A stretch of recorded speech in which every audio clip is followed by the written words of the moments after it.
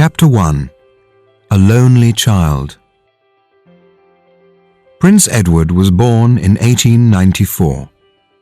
His father, King George V, was a tall, cold man who did not like children. "Why does Edward talk all the time?" he once said. "He's a very noisy child." His mother, Queen Mary, agreed. "It doesn't matter if Edward is happy or unhappy," she said. "A child must be silent and strong."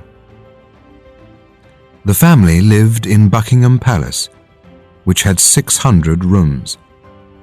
There were 8 kitchens, 19 bathrooms, 24 toilets, 11 dining rooms, 17 bedrooms, and 21 sitting rooms.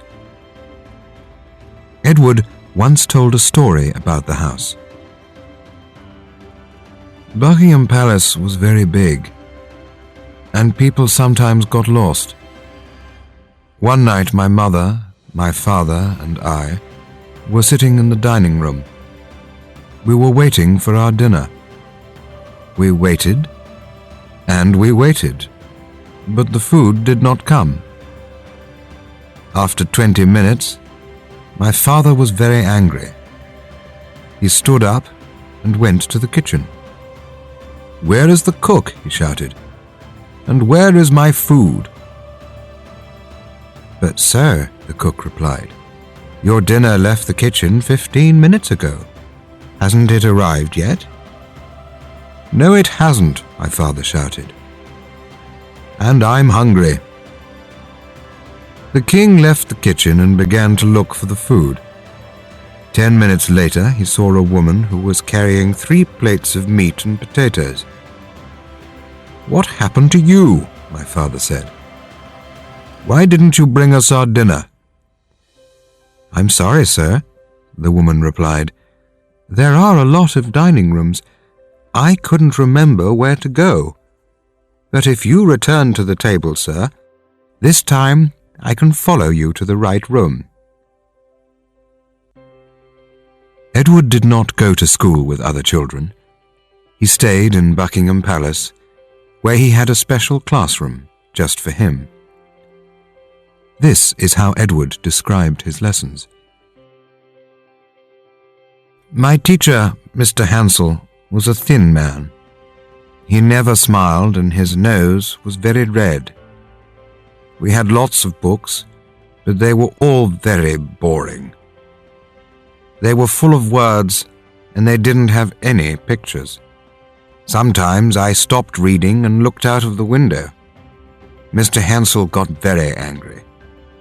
He took a stick and hit me on the arm. 'Don't look out of the window, little boy,' he shouted. 'Look at the book.'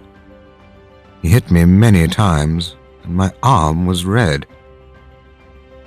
Every Friday, the teacher took me to my father's room. 'And what has my son learnt this week, Mr. Hansel?' the king asked. And the answer was always, 'Not very much, I'm afraid, sir. Edward doesn't like his lessons. He never listens to what I say.' When Mr. Hansel left the room, my father was angry with me. 'What's wrong with you, child?' he said. 'Are you stupid? Why can't you learn anything?' 'But the lessons are so boring, sir,' I replied. 'And Mr. Hansel hits me.' 'I don't understand you, Edward. You're a baby. You're so weak. You'll never be a good king. A king must be strong. Go to your room and stay there until the morning.' I spent many days alone in my room, Edward wrote later. I never played with other children, and I didn't have any friends. I lived in the most beautiful house in England, but I was always lonely and sad. I saw my mother once a day at dinner time, and I saw my father 3 or 4 times a week. But they never gave me any love. I was afraid of them, and everything I did was wrong. Chapter 2. The Prince of Wales. In the spring of 1911, King George called Edward into his room and said, "Next month, I'll make you Prince of Wales, and these are your clothes for the ceremony." The king opened a small cupboard, and Edward started to cry. "But father," he said, "I'm 16 years old now. I can't wear soft shoes and a skirt. I'll look like a girl. Why can't I dress like other people?" "Because you're different and special," his father replied, "and one day you'll be king." Edward cried for the next 2 days, but there was nothing he could do. And so, on the 10th of June 1911, the family drove to Carnarvon Castle in North Wales, and the ceremony began. The king put a small gold crown on Edward's head. There was music and dancing, and the crowd began to shout. The new Prince of Wales closed his eyes. "I feel terrible," he said. "Can we go home now?" "Not yet," the king replied. "The people want to see you." Edward walked to the front of the castle and looked down at the crowd. He was shaking, and his face was red. "Smile, Edward," the king said. "You are happy." A few hours later, the family were driving back to Windsor. "Wasn't that a lovely day?" Queen Mary said. Edward took off his shoes and looked out of the window. "Never again," he thought. "Never again." Chapter 3. The Royal Star. After a year at Oxford University, Edward went to fight in the First World War. He wrote, "I lived in a house with 25 other soldiers. At night, we talked about our lives and our families. It was very interesting. I could speak freely to different people, rich and poor, young and old. But I also saw the blood and noise of war. One day in 1916, my driver took me to the town of Loos in Belgium. I got out of the car and walked to the top of the hill. Down below me, there was heavy fighting, and I felt very sad. An hour later, I returned to my car. I'll never forget what I saw. My driver was dead. While I was away, somebody shot him in the neck." When the war finished in 1918, Edward returned to Buckingham Palace. One night he was talking to his father in the dining room. "I don't understand why countries fight," the prince said. "The war has finished, but nothing has changed. There are still millions of poor and hungry people. It's not right. Somebody must do something." "Well," King George replied, "you can't change the world if you sit by the fire. You must travel, meet people, talk to them, listen to what they say. And then, when you are king, you can make the world a better place." And so, in 1920, Edward left England again. During the next 5 years, he traveled 240,000 kilometers and visited 45 different countries. He saw India, Argentina, Nigeria, Mexico, New Zealand, Germany, and Japan. When he came to Toronto in Canada, there were 500,000 people in the streets to meet him. Everywhere, thousands of people waited to see him. There were crowds of 190,000 in Cape Town, 300,000 in Paris, 500,000 in New York, and 750,000 in Melbourne. "Edward is the first royal star," one newspaper wrote, "and he is now the most famous man in the world. In the old days, princes were cold and bored, but Edward is different. He gets out of his car and walks down the street. Every 2 or 3 minutes he stops and speaks with the crowd. He laughs, he smiles, he shakes 1,000 hands. He is a man of the people with a heart of gold." Chapter 4. The Meeting. In the autumn of 1930, Edward went to stay with his friends Lord and Lady Furness. This is how he described that weekend in a book called A King's Story. "On Saturday, the weather was cold and windy. It was raining heavily, so we could not ride our horses. We decided to stay in the house and have an early lunch with some of Lady Furness's friends. At 1 o'clock, Wallis arrived with her husband. She was beautifully dressed, and she smiled all the time. She spoke with Lord Furness for a few minutes, and then Lady Furness brought her over to see me. "Sir, I would like you to meet one of my dearest and sweetest American friends, Mrs. Wallis Simpson." "How do you do, Mrs. Simpson?" I said. "Please, come and sit down." Lady Furness left us, and we began to talk. I could see that Wallis was not feeling very well. She had a bad cold and her eyes were red. "I'm afraid that our English houses aren't very warm," I said. "We don't have American central heating here." There was a long silence.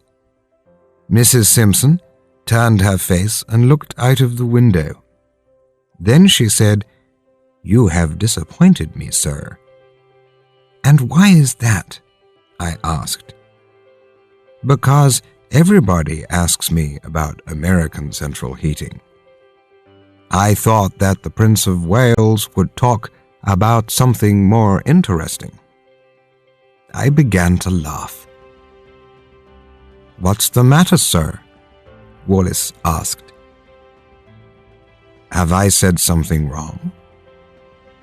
"No," I replied. "I'm laughing because you didn't lie to me. You told me the truth." "But why is that funny? Doesn't everybody do that?" "One day I'll be King of England," I replied. "And people are afraid of me. If I say that the sky is yellow, they say, 'Yes, sir, you are right.' If I say that Wednesday is the first day of the week, they say, 'Yes, sir, you are right.' And if I say that Scotland is bigger than Canada, they say, 'Yes, sir, you are right.' But you told me that I was boring. You told me the truth. I like that." There was another silence, and then Wallis began to laugh. "Can I say one more thing, sir?"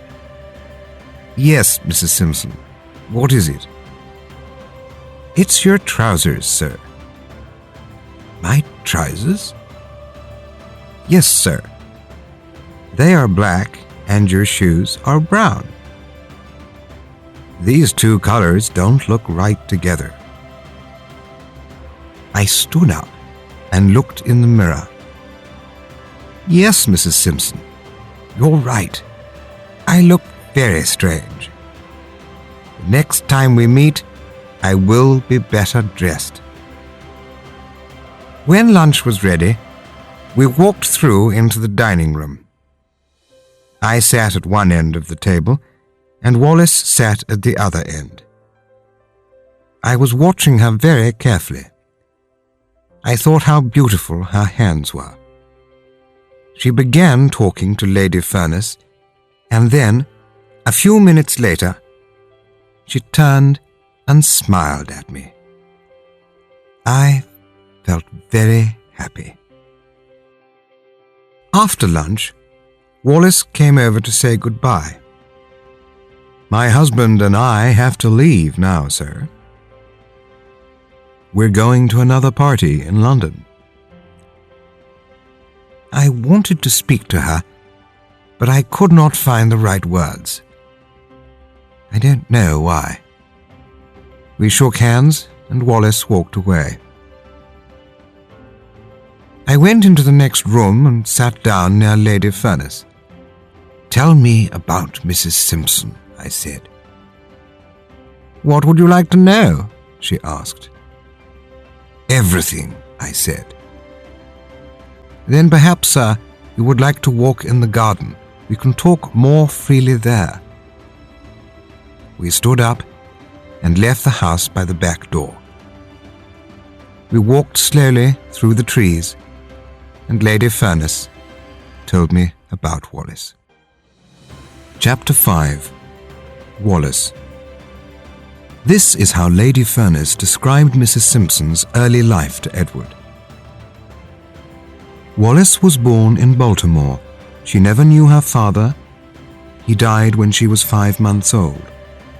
But her mother was a strong and loving woman, and Wallis was a happy child. When she was 20, she married a man called Winfield Spencer. For the first few years, they were happy together. But one day, Winfield lost some money in the street. He was very angry. When he came home, he took a bottle of whiskey from a cupboard and began to drink. That night, he hit Wallis in the mouth. She screamed, and he hit her again. There was blood on her face, and she was shaking like a leaf. "Please, Winfield," she said, "no more." But Winfield took her arm and pulled her up the stairs. "You're my prisoner," he shouted at her, "and you're not going to leave." Then he pushed her into the bathroom and locked the door. The next morning, Wallis went back to her family. "I can't stay with him," she said. "I want a divorce." "Poor Wallis," Edward said. "But what happened next, Lady Furness?" "Well," said Lady Furness, "a few months later she met a fine man called Ernest Simpson. He's quiet, but interesting. They got married, and they now live in a beautiful flat in the center of London." "And are they happy?" asked Edward. Lady Furness looked at the prince and smiled. "I don't know, sir," she said. "I don't know." During the next 2 years, the prince saw Wallis once or twice a week. They had the same friends, and they often met at parties. "Mrs. Simpson knew a lot about life," Edward once said. "She loved books, food, people, and travel. She was very beautiful, and her eyes were full of fire. She was friendly and easy to talk to. And after a while, I opened up my heart. We had no secrets. I told her everything. And that's how it all began." "His eyes were always sad," Wallis said about Edward. "And sometimes he looked like a child, so young, so quiet, so weak. He had no real friends. Perhaps people were a little afraid of him. But he was a warm and kind man. When he talked to me, I felt my heart jump. I wanted to be alone with him, but I knew that wasn't possible. Did the prince love me in those early days? No, I don't think so. But each time we met, we just felt closer and closer. In June 1933, Edward gave a birthday party for Wallis, and during the next few months, he visited the Simpsons' flat in London almost every day. One evening, the prince asked Wallis and Ernest to go skiing in Austria. "I'm sorry, sir," Mr. Simpson replied. "I have to go to America on business, but perhaps Wallis and her aunt can come with you." "We went to Kit's Bowl as friends," Wallis wrote later. "But when we came home, we were in love, and a few months later, the prince asked me to marry him. It was just like a dream." Chapter 6. The King is Dead. Long live the King. In January 1936, Edward went to Windsor for a few weeks. He was tired of town life, and he wanted to work in his garden and ride his horses. But then, one afternoon, there was a phone call from Queen Mary. "Edward," she said, "you must come back immediately. Your father is very ill, and I think he's going to die." When Edward arrived, he went straight to his father's room. He walked to the side of the bed and kissed his father's white face. The king opened his eyes and smiled. Then he took his son's hand and said, "Be a good king, Edward, and be good to your mother." "Yes, father, I will." The king closed his eyes and did not speak again. Just after midnight, he died. Then Queen Mary took Edward's hand and kissed it. "My child, you are now king," she said softly. "God be with you." His 3 brothers came to him one by one, and they each kissed his hand. "The king is dead. Long live the king," they said. At 1 o'clock, Edward left the room to telephone Wallis. "My father is dead," he said. "I'm so sorry, sir." "I must stay here for a while," Edward went on, "but I'll phone you at the weekend. Nothing will change between you and me. I love you more than ever, and you will be my queen." "Let's not talk about that now," Wallis replied. "You must go back to your family." "But you are my family, Wallis. You are everything to me. Good night. Sleep well." When Wallis put the phone down that night, she suddenly felt afraid. "Edward is now king," she thought. "But what will happen to me?" Chapter 7. The Church. In the spring of 1936, Mrs. Simpson wrote a letter to her husband. "Dear Ernest," she wrote, "you have been very kind to me. You are a good and strong man, but I must tell you that our marriage is finished. I am in love with the king, and I want a divorce. Don't be angry. There is nothing you can do. I'll never forget you, but I have to be free.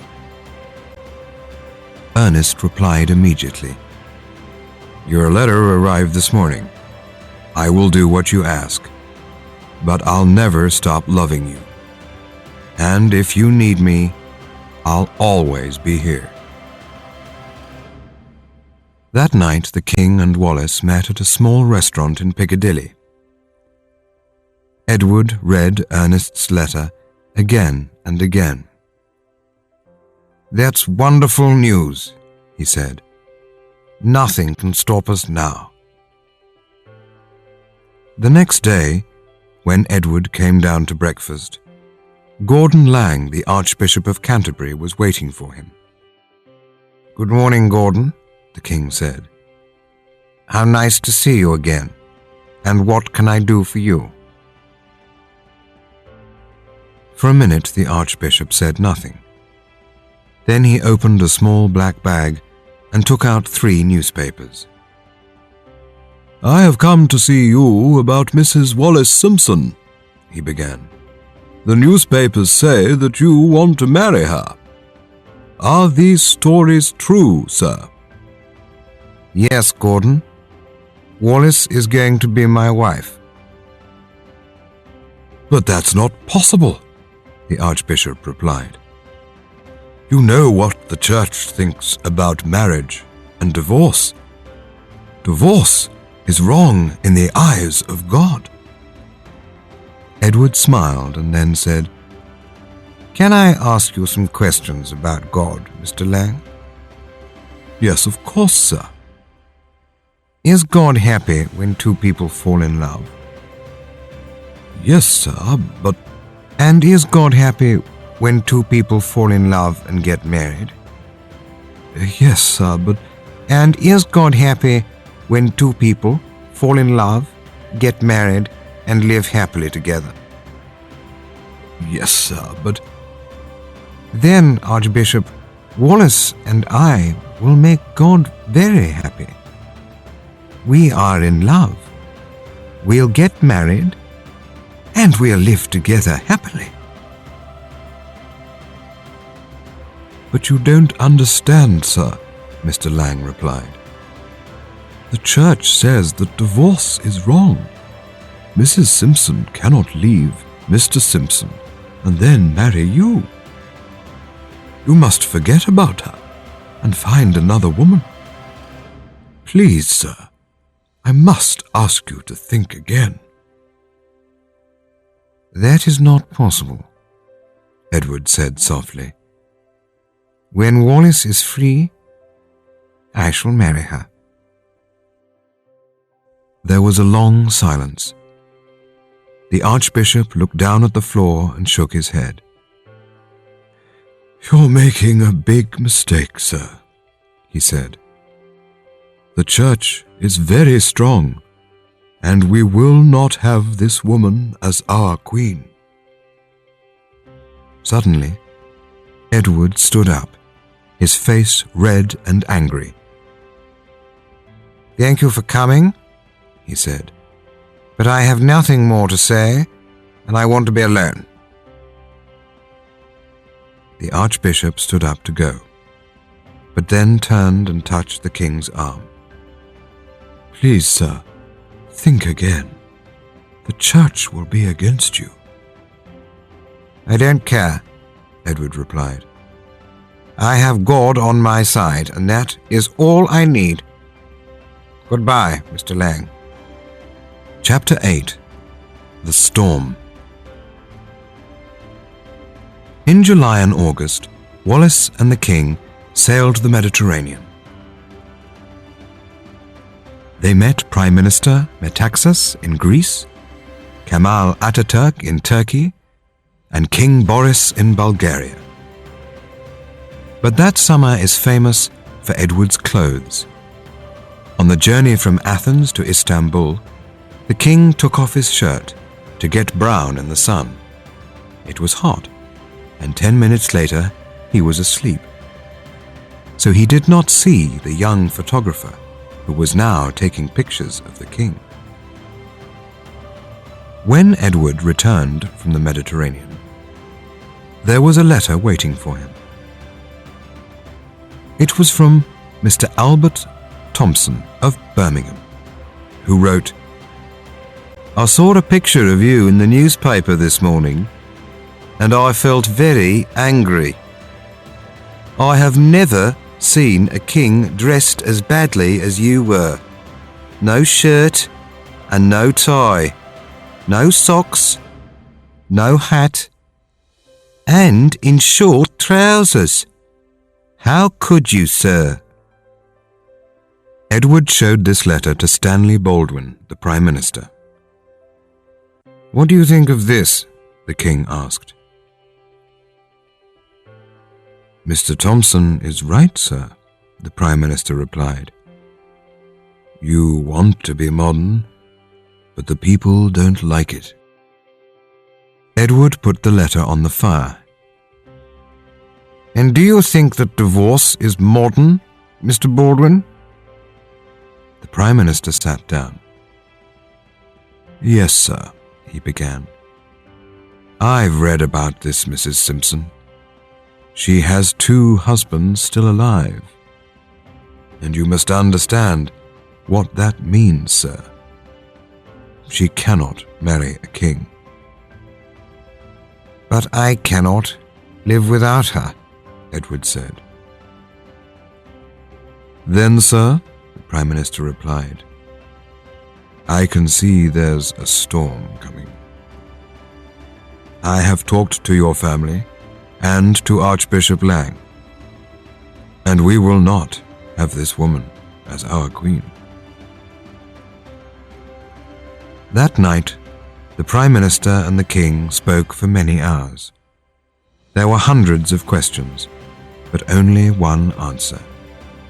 And so, in the early hours of the next morning, Edward said, "You tell me that Wallis cannot marry a king. So there is only one thing that I can do. I will give the crown to my brother and leave England. I must follow my heart. You tell me that it's a crime to fall in love. You tell me that it's wrong to be happy. How strange this country is." An hour later, Edward telephoned Wallis. "The Prime Minister says that a storm is coming," Edward said.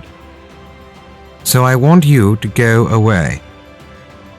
Wallis packed her bags and left for France. Then Edward went to see his mother. It was a sad, strange, and angry meeting. "Do you know what you are doing?" the Queen asked. "Look out of that window. Outside this palace, there are 400 million people who call you king. They need you. And you will leave all this for Mrs. Simpson?" "Yes, Mother, I will. I'm in love." "Love?" Queen Mary shouted. "You're a king. You must love your country first." "But I'm also a man," Edward said softly. "And there's nothing that I can do." That afternoon, the king telephoned Winston Churchill, one of his closest friends. "I have some sad news," Edward began. "Last night, Mr. Baldwin came to see me. I have decided to go away next week." "Do you mean on holiday, sir?" "No, Winston. I'm leaving England. I'm never coming back. George will be king." "But that's not right, sir. You're a free man. You must stand and fight." "No," the king said. "I have seen war, and it's a terrible thing. I don't want to fight again." "But the people love you, and they want Wallis to be queen." "Perhaps they do," Edward replied. But she cannot be queen. My enemies are stronger than I am. I am just a sailor. And when the winds change, the sea moves, and it takes my boat away. Chapter 9. The Woman I Love. A few days later, Mr. Churchill came to see Edward at Buckingham Palace. At first, the king was quiet. Then he said, "This is my last night in England, Winston. I love this country. I wanted to be a modern, kind king. I wanted to change the world, but they stopped me. And now I have to leave." It was 10 o'clock. Edward stood up and walked over to the window. In the dark streets below, there were hundreds of people. They were singing and calling his name. "Edward, Edward, we love Edward," they shouted. "Long live the king! Long live love!" Suddenly, the king turned to Mr. Churchill. "Why is this happening to me, Winston?" he cried. "What have I done wrong?" He sat down and put his head in his hands. There was a silence in the room, but through the open window came the shouting from the street. "Long live Edward! Long live love! Long live Edward! Long live love!" Mr. Churchill came over and put his hand on the king's arm. Edward looked up. "Thank you, Winston," he said. "You were a good friend to me." "Thank you, sir. And you were a good king." At 10 o'clock the next morning, the telephone rang in Edward's bedroom. "They're ready for you now, sir," a voice said. The king walked slowly down the stairs. In front of him there was an open door. The family were waiting for him. His mother sat near the window, dressed in black. His brothers stood beside her. How close they are, the king thought. On a small table in the center of the room, there was a piece of paper. Edward sat down and read these words. "I, Edward VIII, King of Great Britain, King of India, King of Australia, King of New Zealand, King of Canada, King of Kenya, King of Nigeria, King of Burma, King of Malaya, King of Singapore, and King of 32 other countries, have today given the crown to my brother George. God be with him and all his people. 10th of December, 1936. Edward took a pen and wrote his name at the bottom of the page. Then he stood up and kissed his brother's hand. "I never wanted this to happen," George said. "This is the worst day of my life." Edward walked over to his mother. "Before I kiss you," she said, "there are some things that I want to say. I have never understood you, child. This morning you were a king, but tonight you run from England like a thief. Alone, angry, afraid. You think that you're free, but you're not. You cannot be free. Everyone needs their family. Everyone needs their home. And tonight you have lost both those things. I love you. I am your mother, and nothing can change that.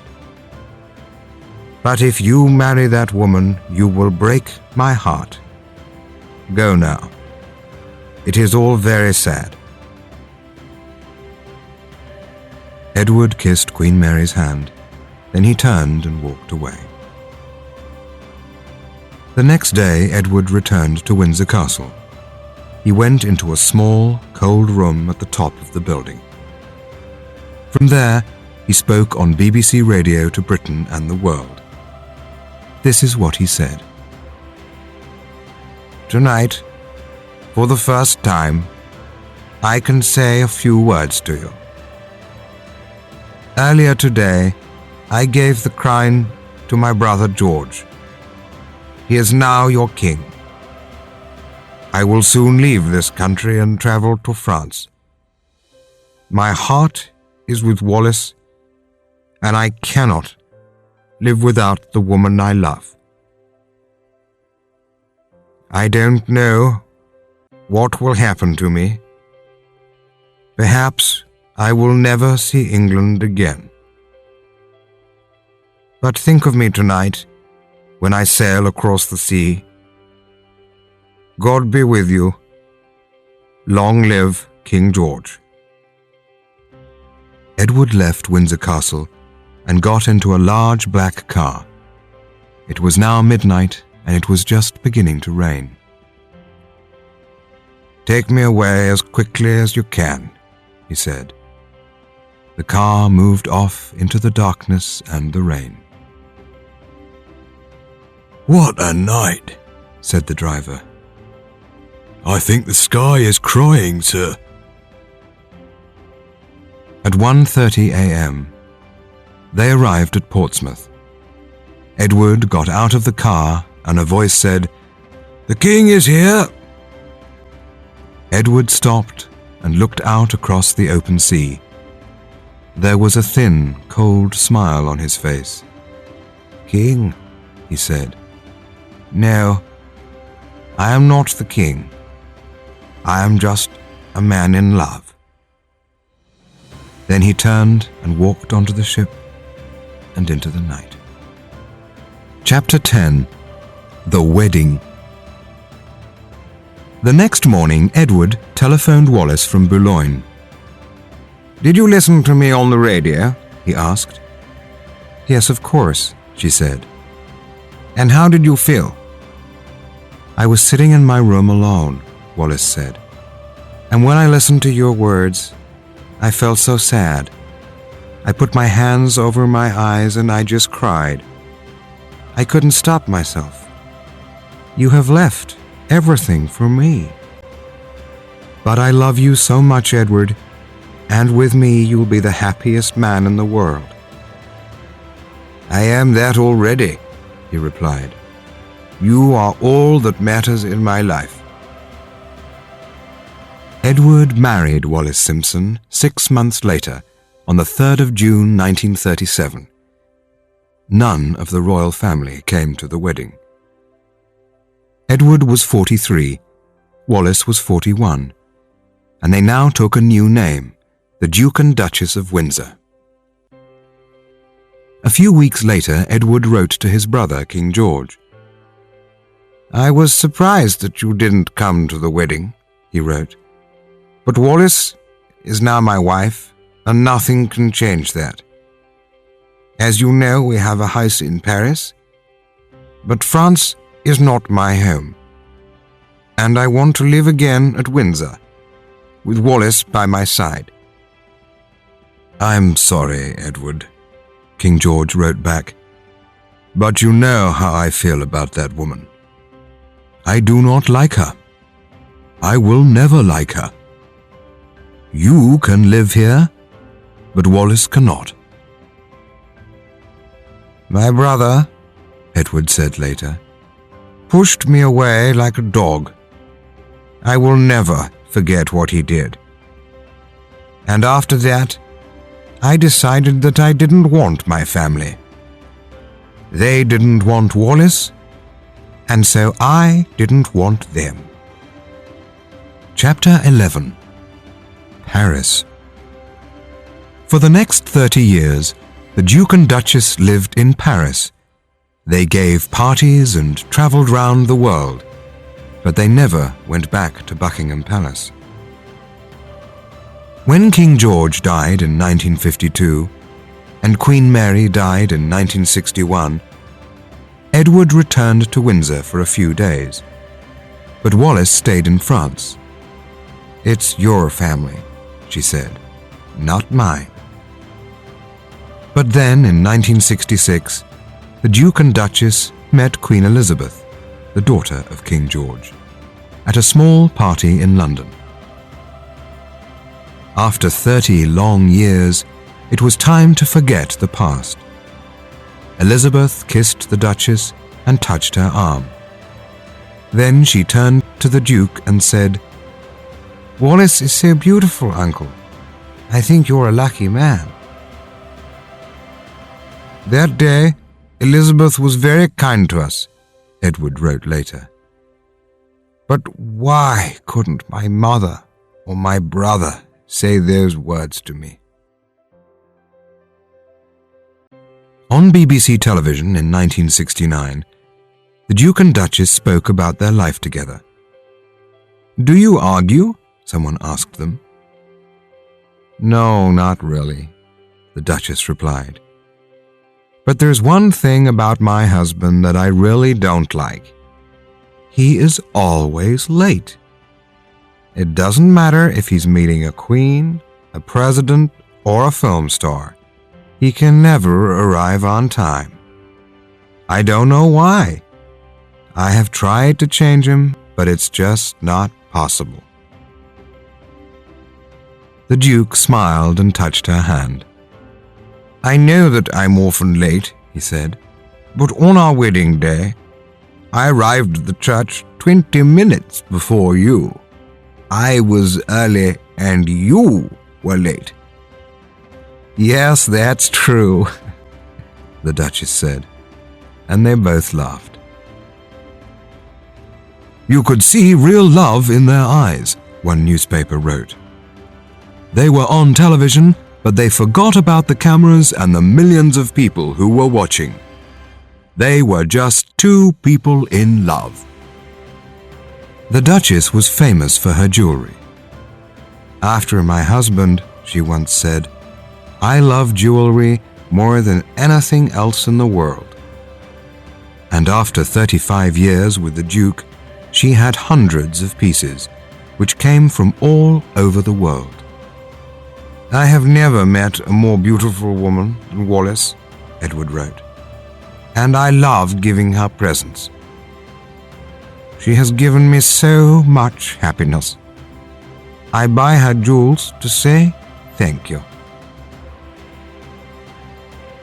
In May 1972, the Duke became ill.